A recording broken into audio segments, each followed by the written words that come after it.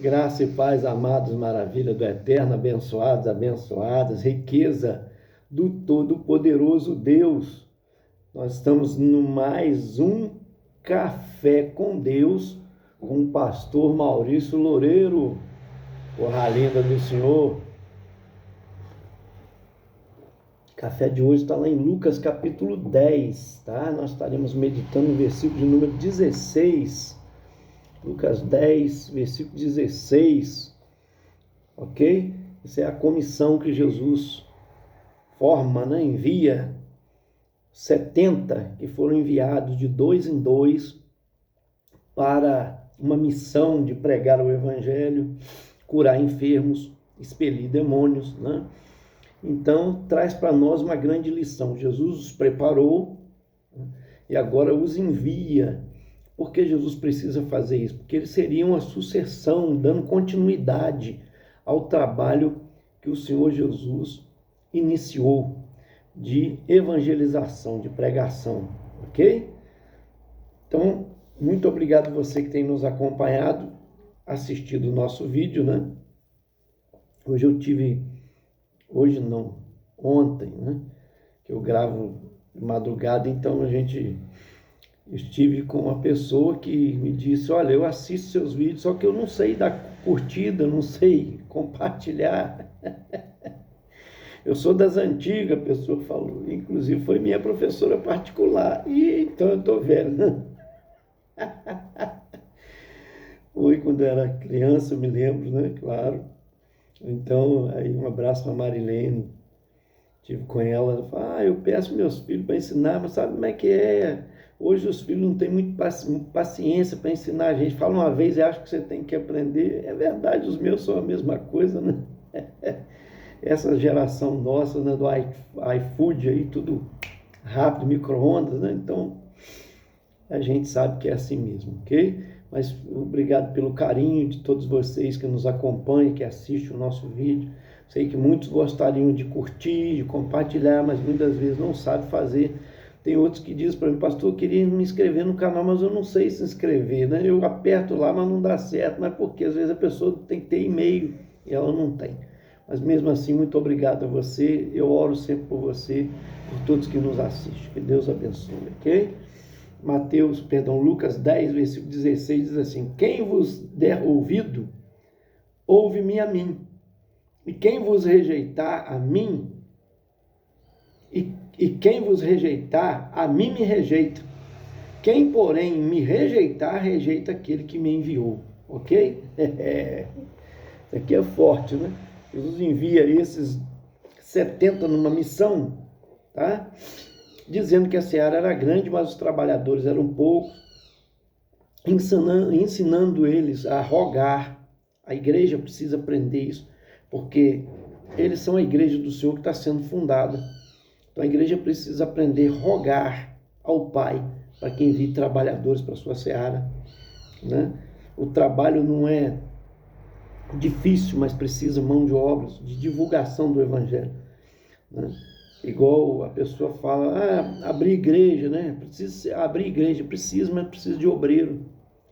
Congregações não são abertas se não tiver pessoas com responsabilidade, né? Que assumem o trabalho e que não voltam atrás. E quem põe a mão no arado não pode voltar, olhar para trás, senão, né, despenca o trabalho. Então ele diz, eis que eu vos envio como cordeiro para o meio de lobos. Quer dizer, porque o trabalho realmente é árduo para quem leva a sério, né? Não leveis bolsa, nem alforje, nem sandálias, a ninguém saudeis pelo caminho. Quando ele diz assim, não é para ser mal educado, ele está dizendo o seguinte, você não perca um tempo. Vocês pararem aquele tempo de saudação, né? As pessoas paravam e gastavam muito tempo que ia falando de parentes, né? De tempos que se encontravam, porque as pessoas não encontravam constantemente. Por esse motivo, ele diz no versículo 5, ao entrar numa cidade, dizei, antes de tudo, paz seja nesta cidade. Versículo 7, se houver ali um filho da paz, repousará sobre ele a vossa paz. Se não houver, ela voltará para vós. Quer dizer, saúda com a paz naquela cidade. Se não tiver, a pessoa não tem a paz para te devolver, ela volta para você assim mesmo. Ele diz no versículo 7, permanecer na mesma casa, comendo e bebendo, do que tiverem, porque digno é o trabalhador do seu salário. Não andeis a mudar de casa em casa. Então ele está dizendo o seguinte, vocês não vão ser como cigano. Um dia está aqui, outro dia está... Se uma casa abrir as portas para você, te hospedar, fique ali naquela casa e coma daquilo que te for oferecido. Digno é o obreiro do seu salário. Vocês estão trabalhando, Deus vai usar pessoas para te sustentar, para te manter. É isso que ele está dizendo. Então ele diz, quando entrardes numa cidade, versículo 8, e ali vos receberem, comei que vos for oferecido. Quer dizer, o que colocar para você comer, coma. Mas ele diz também, versículo 9, curai os enfermos que nela houver, e anunciai-lhes a vós outros está próximo o reino de Deus. Então ele está dizendo, vocês eu estou dando poder para curar os enfermos, abençoe a cidade curando os enfermos. Mas também, ele deixa bem claro aqui, anuncia que é chegado o reino de Deus, né? Ou seja, que o Messias é vindo, Filho de Deus prometido. Vocês não deixem de anunciar isso. E continua o versículo 10. Quando, porém, entrarem numa cidade e não vos receberem, saí pelas ruas e clamai até o pó da vossa cidade, que se nos pegou aos pés, sacudimos contra vós outros. Não obstante, sabei que está próximo o reino de Deus. Mesmo assim, quando vocês saírem, se eles te rejeitarem, sacuda, bata os pés, né? Bata os pés lá, por exemplo, e diga que o reino de Deus está próximo. Ele diz mais, versículo 12, digo-vos que naquele dia haverá menor rigor para Sodoma do que para aquela cidade. A cidade que rejeitar, ele está mandando nos termos de Israel ali. Então ele está dizendo, Sodoma foi a cidade que foi destruída com fogo, né? Foram duas cidades, Sodoma e Gomorra, e as cidades circunvizinhas também foram atingidas por causa do pecado, né? Pecado que imperava sobre aquela cidade. A maldade, né? Era estupro, era todo tipo de... né? O homossexualismo, homossexualidade ali que era implementada, né? Que era vivida, era condenada por Deus como é condenado, né? A orgia sexual, a maldade que o ser humano fazia ali, até de estupros e coisas mais terríveis. Então, Deus condenou aquela cidade por isso, destruindo. Então ele está dizendo aqui, digo-vos que naquele dia haverá menos rigor para Sodoma, tá? Então ele diz, ai de ti, Corazim, ai de ti, Betsaida, porque se em Tiro e em Sidom se tivesse operado os milagres que em vós se fizeram, há muito que elas se teriam arrependido, assentadas em pano de saco e cinza. Olha só. Então ele está dizendo, trazendo a responsabilidade aqui, que a manifestação divina que foi feita, tá? Nessas cidades, tá? Como Corazim, como Betsaida, a própria Cafarnaum, que Jesus morou, ele fala também, ai de vós, Cafarnaum, só para você entender aqui, nós já vamos chegar lá, ele está dizendo o seguinte, a oportunidade que vocês tiveram de presenciar a palavra pregada pelo próprio Cristo, pelo próprio Filho de Deus, a oportunidade que vocês tiveram vendo maravilhas, cegos enxergando, mudos falando, surdos ouvindo, paralítico andando, né? Milagres extraordinários foram operados. Ele está dizendo, se essas cidades que foram condenadas no passado, elas tivessem visto isso, teriam se arrependido, como a cidade de Tiro e de Sidom, né?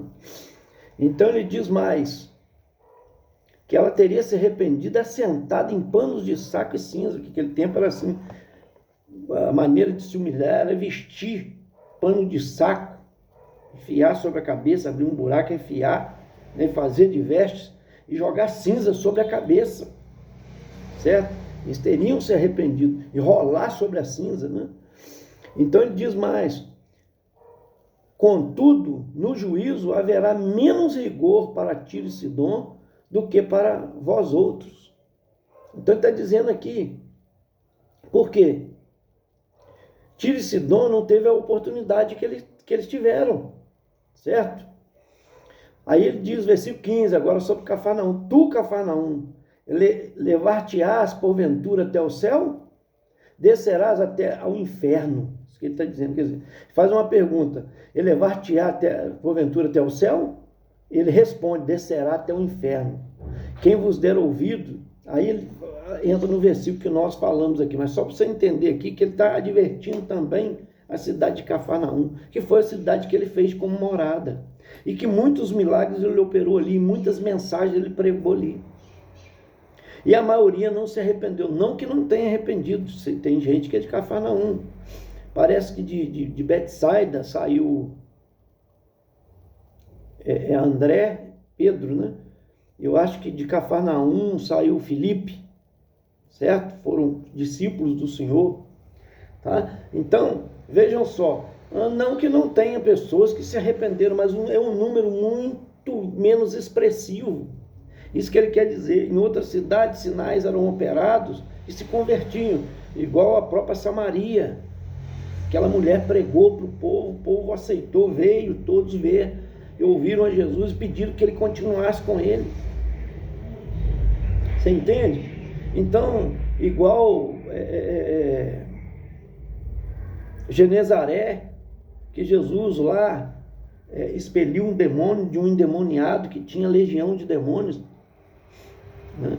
Então depois aquele homem pregou para aquela cidade. No princípio não, porque os porcos, né, foram possuídos por demônios, caíram em ribanceira. Eles pediram que saísse, que Jesus saísse de lá, os donos dos porcos, né, como que expulsando Jesus. Mas aquele homem que seguia Jesus, Jesus diz: vai para a tua casa, para os seus, e conta quão grande coisa Deus te fez. E ele fez isso, ele pregou para aquelas cidades que se arrependeram dos seus pecados, porque ele era uma testemunha viva.